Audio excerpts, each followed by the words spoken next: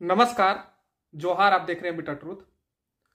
भारत में करीब 10 करोड़ की आबादी आदिवासियों की है ना। लगभग 9, इससे ज्यादा ही कहिए, हालांकि 2011 की जनगणना की अगर बात की जाए तो इसी के आसपास इनकी आबादी है।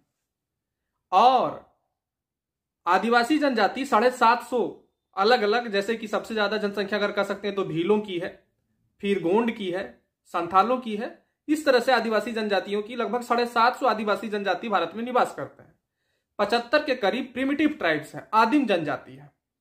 और आदिवासियों ने भारत के आजादी में बड़ा योगदान दिया, ये बात तो आपको पता ही है। चाहे आप बिरसा मुंडा का आप कह सकते हैं, या तिलका मांझी, जिनके बारे में कहा जाता है फर्स्ट फ्रीडम फाइटर ऑफ भारतीय स्वतंत्रता संग्राम के पहला फ्रीडम फाइटर थे तिलका मांझी। उसके बाद संथाल विद्रोह। फिर अगर आप भारत के और इलाकों में चले आते हैं तो आदिवासियों ने अपना योगदान दिया। फिर गांधी जी के साथ ताना भगत मूवमेंट चला आदिवासियों का, फिर रानी गैंडेलियो की, ये भी आप जानते हैं।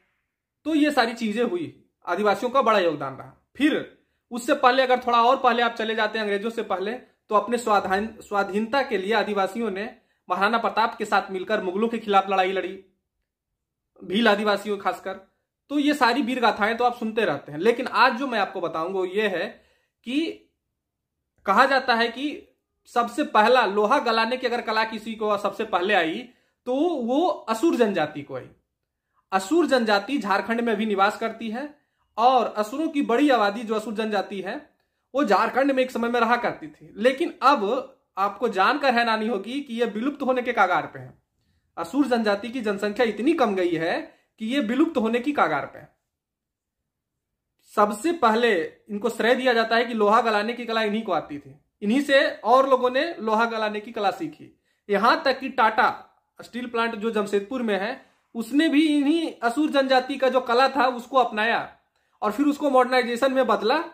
तब जाके है ना धीरे धीरे धीरे धीरे टाटा का नाम हुआ। तो टाटा का जो आप देख रहे हैं आज, उसमें बड़ा योगदान असुर जनजाति की वो कला की भी थी।